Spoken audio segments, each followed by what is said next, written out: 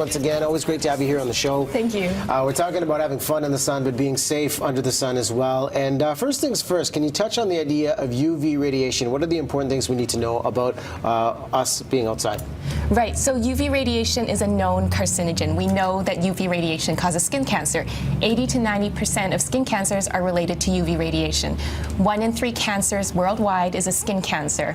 And 82,000 Canadians are expected to get skin cancer this year. About 1,000 people in Canada are expected to die of skin cancer this year. So it's a serious problem. We know UV radiation is carcinogenic. So there is the risk factor out there, but then it's all in moderation when we're living our lifestyles, we're being active outside. What would you say is the safe level of sun exposure given the risk with UV radiation? So there's actually no safe level of sun exposure. So a lot of people talk about vitamin D, right, and whether or not we should be going in the sunshine to get our vitamin D. But actually there's no safe level of UV radiation that allows us to maximize our vitamin D production. And the criteria for absorbing that vitamin D, I'm guessing, is very subjective, person to person, considering all the factors involved. What is vitamin D and how does it truly benefit our bodies? Okay, so vitamin D works with calcium to make sure we have healthy bones. If you don't have enough vitamin D, then our bones get soft. It also works in other cellular functions. Lots of research is being done about that, and it may help us maintain a healthy immune system as well. And looking at the market, it seems like there's a lot of great sources to obtain vitamin D outside of sunshine. So give us an example. We're outside 5-10 minutes on average. Is there an average of how much vitamin D you can possibly absorb from such a short amount of time? Okay, so the thing to remember about vitamin D is that it's very unpredictable how much UV radiation will produce vitamin D. And the same wavelengths of UV radiation that cause vitamin D production in our skin, it's the same wavelengths that cause photo damage in our skin. So let's say you're living in Boston in the summer at noon. It will take less than 5 minutes to maximize your vitamin D production. Any UV radiation after that won't produce more vitamin D, but it will produce more photo damage.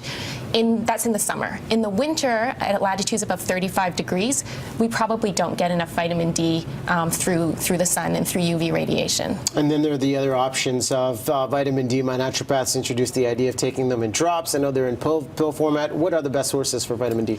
Well, the best sources are through your mouth, right? So not going in the sun and taking it in your diet or through supplements. In supplements, there's different types of vitamin D.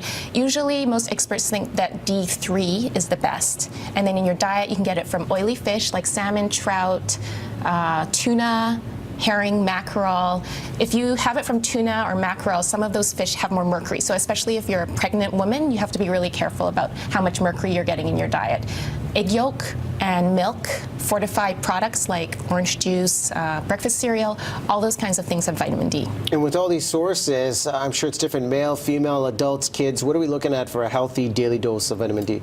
So just follow the guidelines. The guidelines range from between 400 to 800. Usually for people under the age of 1 is 400 international units, and then 600 between the ages of 1 and 70, and then 800 if you're over the age of 70. And the idea, final question, the idea of sunscreen. If you are applying it, you're applying it generously, like we've talked about previously on the show. How does that impact the absorption of vitamin D?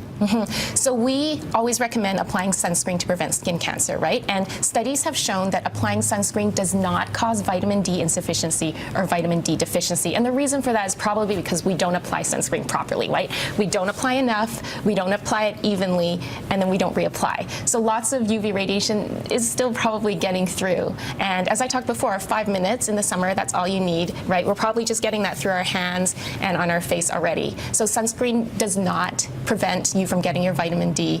I'm sure you've experienced putting on sunscreen and still getting a burn or getting a tan, as many people have, because it doesn't provide 100% protection. That's why we always recommend putting it on anyways. Safety first when it comes to the sunshine. Dr. Yvette Lu, thanks for joining us. A couple websites for you to find out more information: healthlinkbc.ca and skincancer.org.